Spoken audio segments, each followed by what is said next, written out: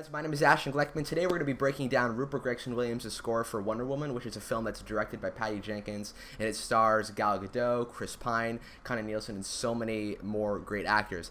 This is a film that I love to a large extent, everything from the screenplay to the visuals, of course, to the score, to the direction. I mean, it's just a wonderful film that encompasses so many important things about us as humans and everything like that. It has a lot of emotion to it and a lot of brilliant scenes that are just directed so awesomely. So the score is also very, very emotional. Now, Rupert Gregson-Williams is a composer that's been working in the field of film composition for a very, very long time. But he really went on the radar for, composing big Hollywood cinematic films in 2016 with David Yates' Legend of Tarzan. And then from there, Mel Gibson heard his score for that film, and then he did Hacksaw Ridge. And now he's doing Wonder Woman. So he's had a good couple of years, and he's doing a lot of really fantastic stuff. He also did The Crown, which had a main theme that was composed by Hans Zimmer. So what I wanted to go ahead and do with this one is, first of all, this is going to be a spoiler video, meaning that if you have not seen the film, go see the film. If it's showing at a theater near you, go ahead and do it. If this is months or years after making this video, go check it out on the internet if you haven't seen it already. Or get it on DVD because it's that good. But anyways, so what we're going to go ahead and do is we're going to take a look at the different themes that are used throughout the film, and that'll sort of help us understand the way for which the music is crafted and everything like that. So the first theme is introduced at the beginning of the film when it shows Diana as a little girl sort of running around the mascara after that first initial intro scene when it introduces Gal Gadot as Wonder Woman in the modern day. And so it's a very, very awesome theme, and it's used in around 4 different ways. There's like 4 different versions of it. And they're used at different points, and they each have their own sort of emotional hit, but they're commonly used at like very powerful moments. Like, remember the scene where Gal Gadot is fighting the Amazons, and it's sort of like her training before Chris Pine's plane dives into the ocean, and that happens. It plays the theme during that. So, the first version, let's go ahead and take a listen to that.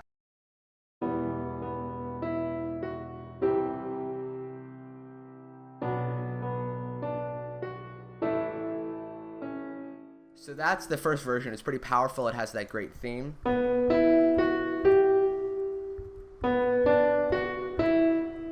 Right.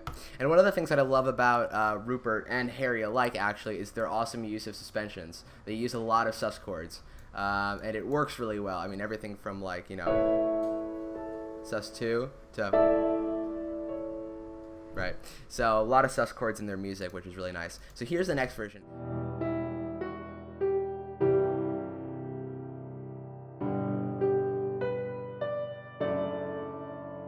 So this actually has a different harmony. This goes to G instead of going to B minor. And then it also ends on a different chord as well. It ends on this chord.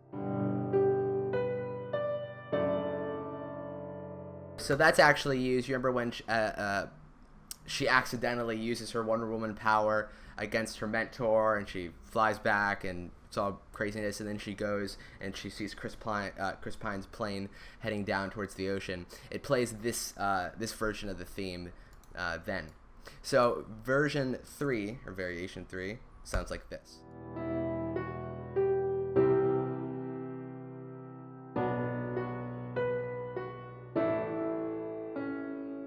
So as you can see, we're using the exact same harmony as version 1, but we're just changing up the way for which this B minor is set up.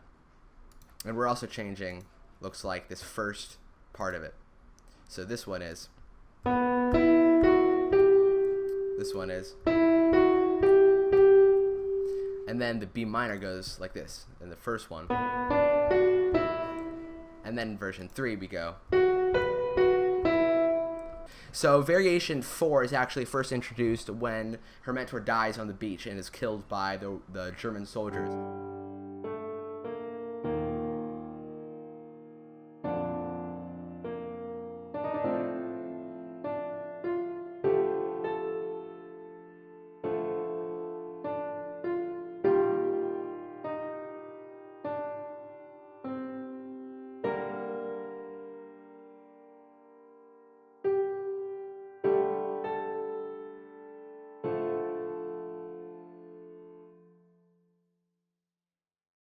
So I very distinctly remember this harmonic sequence. It's very emotional.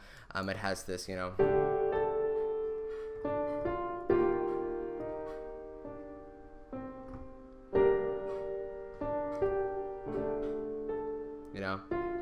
So that's like a very emotional thing. And the theme is a bit different in a sense because it has this, right?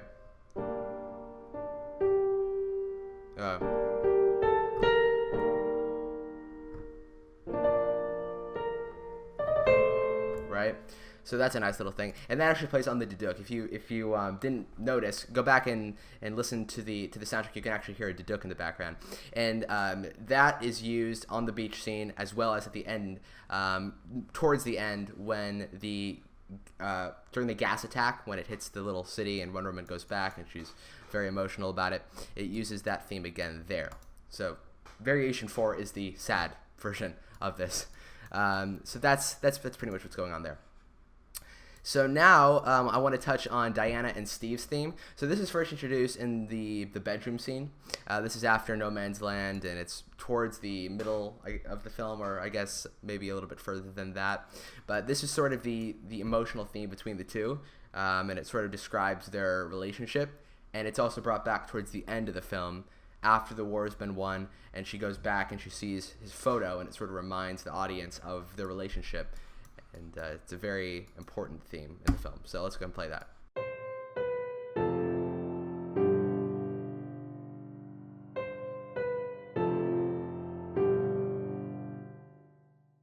So it's a very, very simple, theme, That if you want to be cool, you can go like... No, but yeah, so it does its job. It's simple. And it's memorable, da, da, da, very simple. So now we get into the fun stuff. The Wonder Woman theme that is officially composed by Hans Zimmer, arranged by Rupert Gregson-Williams in the film, and it's played by Tina Guo, who is a cellist. So let's go ahead and listen to that.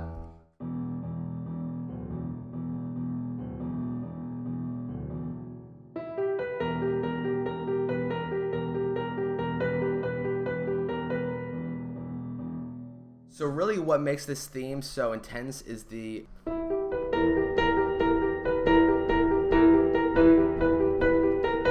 right here. That's like what they did with the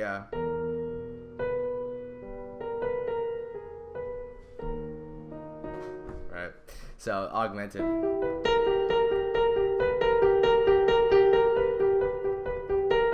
And I counted 7/4.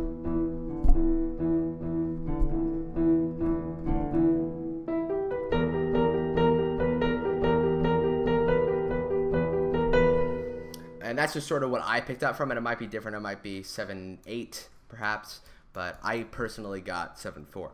And it's a very sort of kick-ass thing that's first brought in the fight scene. This is after No Man's Land. And it's when she's like, I'll go by myself, or I'll go first, or something like that. And she goes up into the building and just like throwing people out of the building. She slams through the window. Just crazy stuff is going down. And it plays this theme first there. It plays it again in the Ludendorff ending boss fight. And it also plays it at the end in the credits sequence.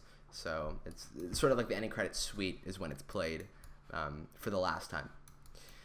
So No Man's Land. So No Man's Land is a pretty powerful track, and the reason why I ended up analyzing the introduction of it, like the chordal structure of it, is because I absolutely loved how he used this chord right here. I still viscerally remember when he used this chord in the movie. All the time, because it's just so freaking beautiful. And he uses it in No Man's Land, of course. I remember like the bullet is like racing towards her, and like she puts up her shield and like and it hits right on this beefy, beautiful chord. And it is also used throughout the film in many different ways. But let's go ahead and listen to this.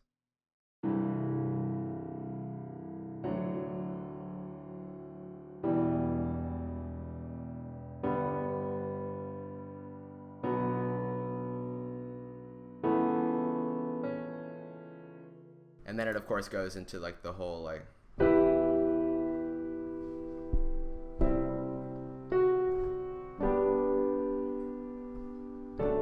that whole stuff. And so, yeah, that's a very, very beautiful theme. as well, and that has a lot of significance. That scene is sort of like a turning point in the film where it's really just showcasing Wonder Woman as a character in all of her glory, and showcasing what she's all about, fighting for humanity and all that stuff. So it's a very great scene, and the music is also pretty great. And that one piece, if someone said like, oh, I'd love to hear a piece from the Wonder Woman soundtrack or something like that, or they hadn't heard the Wonder Woman soundtrack, I'd automatically direct them to that piece because it's a great piece. So here is the main theme in No Man's Land. This is actually played after she makes it across the battlefield, and it plays this theme.